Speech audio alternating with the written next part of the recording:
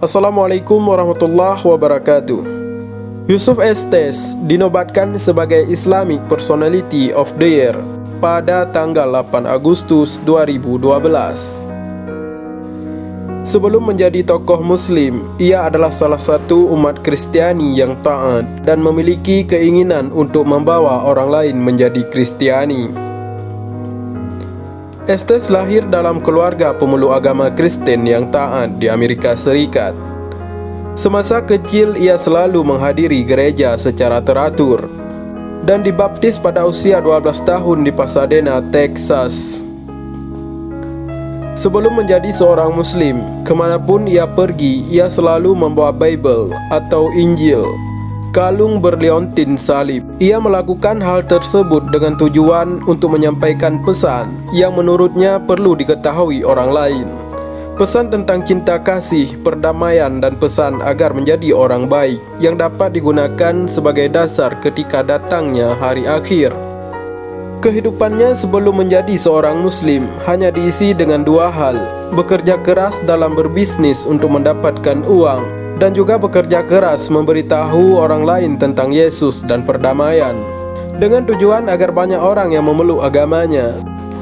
Ketika ada seorang yang bertanya kepadanya mengenai bagaimana perasaannya menjadi seorang Kristen, ia pun menjawab bahwa ketika ia begitu terlibat dalam kekristenan, ia sangat percaya dan ia berpikir bahwa Kristen adalah segalanya. Namun ketika ia menemukan kesalahan dalam kitab Injil, ia mulai merasa ragu, bukan ragu kepada Tuhan, tetapi kepada Injil dan bagaimana awal mulanya istilah Kristen. Estes mulai berpikir, apabila nama tidak benar, ada kesalahan dalam kitabnya. Ia tidak tahu harus berbuat apa, mencari alternatif di dalam agama lain pun tidak membuatnya tertarik. Dan ia tidak pernah mendengar apapun, bahkan bertemu dengan umat Islam. Saat itu ia memiliki pemikiran yang sangat buruk mengenai Islam dan Muslim. Bahkan ia merasa sangat takut untuk bertemu dengan orang-orang Islam. Ia beranggapan bahwa Muslim sangat buruk dalam memperlakukan wanita dan anak-anak. Ia bahkan menganggap Muslim adalah teroris, hingga akhirnya ia bertemu dengan umat Islam dari Mesir yang menjadi klien bisnisnya. Mereka para Muslim adalah teroris, mereka pembajak, mereka pencuri, bahkan mereka tidak percaya pada Tuhan. Mereka menyembah kotak hitam atau Ka'bah, dan mereka mencium tanah 5 kali sehari, ucap Yusuf Estes. Namun rencana Allah memang tidak terduga. Ia yang dulunya selalu menghindari bertemu dengan orang Islam, akhirnya bertemu dengan seorang Muslim, bahkan harus melakukan kerjasama bisnis dengan orang Muslim itu. Estes mengaku dirinya sangat terkejut ketika pertama kali bertemu dengan orang Muslim. Ia sudah membayangkan bahwa orang yang akan ditemuinya adalah orang yang menggunakan baju panjang dengan tali hitam di pinggangnya, sorban besar di kepalanya, memiliki satu alis yang panjang, bahkan membawa pedang yang panjang dan tajam. Namun semua bayangan yang ada di benaknya menghilang begitu saja ketika ia bertemu Muslim itu. Saya sangat terkejut. Dia memakai baju yang biasa dipakai orang lain dan terlihat seperti orang pada umumnya. Bahkan dia tidak berjanggut lebat dan menggunakan topi karena kepalanya botak, ucapnya. Sosok Muslim yang ditemuinya itu adalah sosok yang sangat ramah dan menyenangkan. Seketika itu ia berpikir bahwa ia bisa merubah Islam tersebut menjadi seorang Kristen.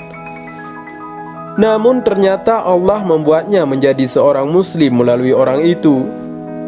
Ada salah satu hal yang membuat Estes terkagum-kagum dari sosok Muslim yang ditemuinya. Meskipun orang itu pendiam, rendah hati dan pemurah, ia selalu menjalankan salat 5 waktu setiap hari. Sosok Muslim itu sangat mengagumkan baginya, lantaran meskipun sibuk bekerja, dia selalu menyempatkan waktu untuk beribadah dengan tepat waktu. Bahkan salat Jumat pun tak pernah ditinggalkan olehnya.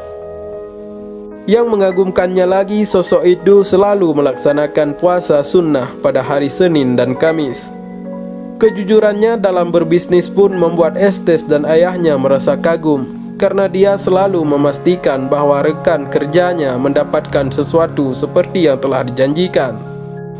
Suatu ketika Estes dan klien muslimnya itu berbicara mengenai Tuhan. Saat itu klien muslimnya bertanya tentang Trinitas dalam agama Estes dan meminta Estes untuk menjelaskannya, namun tak satu pun dari mereka yang dapat menjelaskannya. Tak mau kalah, Estes pun menanyakan bagaimana caranya menjelaskan Tuhan menurut agamanya. Muslim itu menjawab tentang Tuhannya dengan menggunakan surat Al-Ikhlas. Argumentasi Muslim itu sangat kuat hingga Estes merasa tercengang. Ia lebih tercengang lagi akan makna Tuhan dalam ayat Al-Quran itu. Muslim itu kemudian berkata, "Kami Muslim percaya kepada Yesus." Mendengar pernyataan itu, ia tentunya tidak percaya, lantaran Yahudi saja tidak mempercayai apapun tentang Yesus. Padahal Yahudi percaya pada nabi lainnya.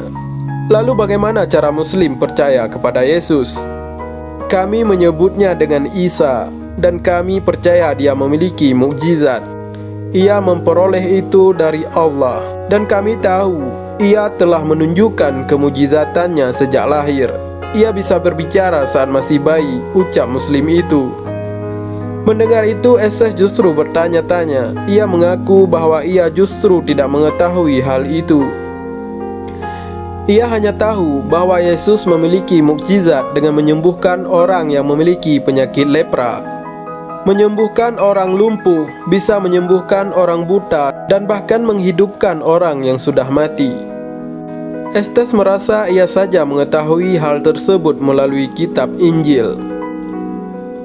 Ia bertanya-tanya bagaimana cara Muslim mengetahui mukjizat dari Yesus. Banyak pertanyaan mengenai Yesus yang ia tanyakan kepada Muslim itu. Pertanyaan yang ia lontarkan dijawab dengan baik dan sesuai dengan Injil yang dipelajarinya. Ia menganggap ketika rekan kerjanya itu mengetahui banyak tentang Yesus, maka akan mudah baginya memurtadkan rekan kerjanya itu. Namun Allah berkata lain. Ia dibuat terkejut dengan keputusan temannya yang merupakan seorang pastor Katolik yang ternyata telah memutuskan untuk memeluk Islam.